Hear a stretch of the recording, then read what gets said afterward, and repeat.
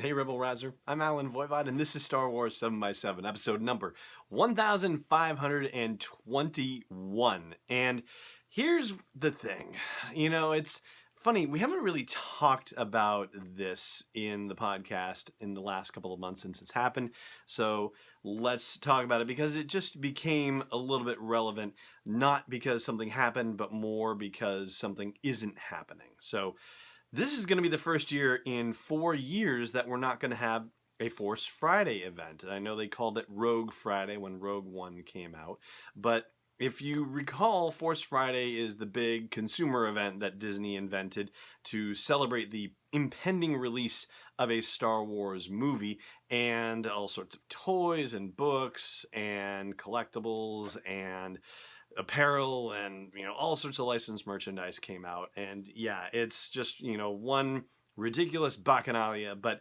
it was also, at least from a story perspective, very fascinating because you would get to see little descriptions of characters and vehicles and that sort of thing, and it would give you more new intriguing insights about the movie to come.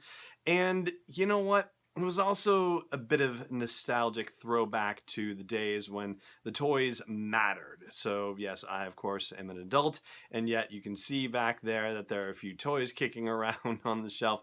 And that's one of the things where when people talk about how they really connected into the Star Wars movies when they were growing up, toys come up quite a lot. And it was the same way for me because when I was 7 years old and enthralled with Star Wars, but DVDs didn't exist, streaming didn't exist, video cassettes were just over the horizon. The only way you could really relive the movie, because you couldn't go see it all the time. I mean, you could. That was the rare thing about it. It was out in theaters for more than a year, but you just couldn't necessarily afford to go to the theater all the time.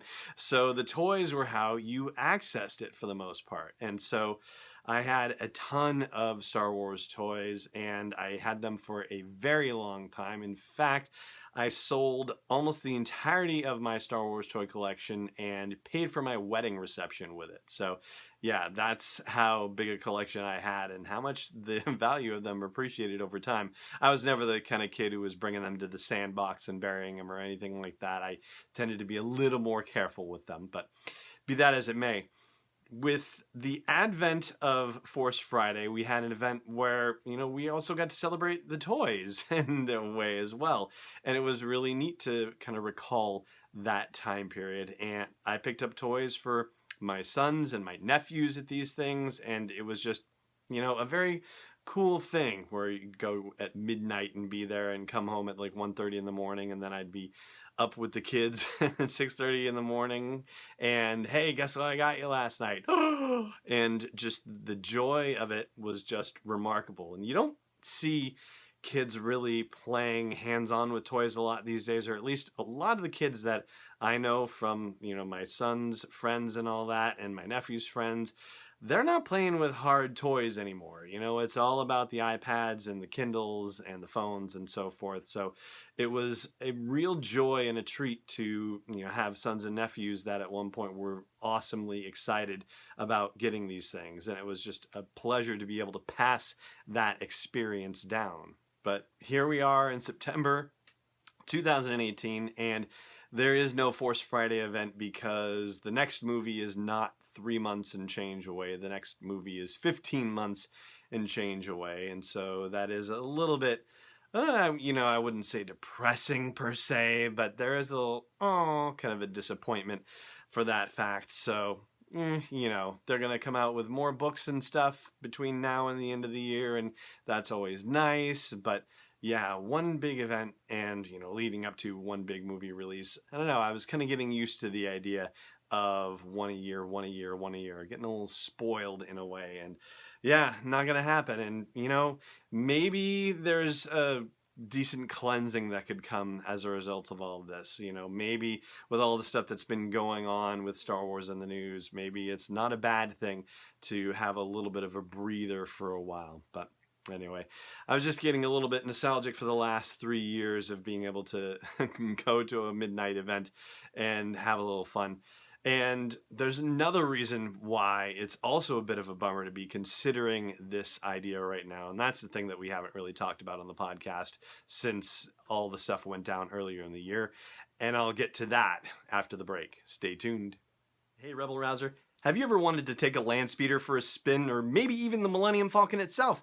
Well, here's the next best thing. You can make your own custom Solo a Star Wars story inspired Nissan with the best in Galaxy customizer. Just go to sw7x7.com/custom to customize and share your own Star Wars inspired vehicle. And don't forget, Solo a Star Wars story is coming home on digital September 14th, Blu-ray September 25th, and new on 4K Ultra HD as well. Welcome back. So, the thing we haven't talked about on the podcast here happened basically at the end of June, and that was when the final Toys R Us stores were closed for good, and Toys R Us is no more. That happened to be the toy store at which I personally got all my toys from when I was a kid, and it's also the place where, with these 3 Last Force Friday events, that's where I headed. I know Walmart had things, and Target had things, and the Disney store had things, but I mean, Toys R Us was really the place where if you wanted to go and remember what it was like to be a kid again, that was the place that you went. You didn't go to Walmart. You didn't go to Target. Nothing against those stores. You know, you didn't go to the Disney store. There's going to be a generation of kids who grow up and who will say, oh yeah, going to Target, you know, that was the thing because I got to go to that section of the store and go through all the toys and whatnot. So, you know, it's going to be different for the next generation, and that's perfectly fine. I just feel bad that our fine folks at Toys R Us, who did so many wonderful things for kids of all ages and multiple generations over the years, that we're not going to have that particular experience to pass on to our kids, because it was only a toy store, you know? It wasn't just a giant, you know, everything department store or anything like that. But there is talk that FAO Schwarz might be coming back with stores, and that's another toy store brand that had really become, you know, lost to us for the most part. But thankfully, it seems like there might be something resembling a comeback, and, you know, they're going to have the big piano in there and all that fun stuff. So, you know, maybe Toys R Us we might see someday once more in some new form, but for now at least, it's a little bit disappointing, I'm sorry to say, that we're not going to have that store anymore. We're not going to have that to share with our kids, and we're not going to have another Force Friday at that event, or at that store either. But here's hoping that we have options for making new traditions with our kids and sharing Star Wars in new and interesting ways. So I'd love to hear, with the Toys R Us closure, I know it's a couple of months ago, but, you know, how are you continuing to share Star Wars and pass down Star Wars to your kids? Let me know, or your kids, your nephews and nieces, whatever. Next generation of kids. Let me know wherever you're catching this podcast.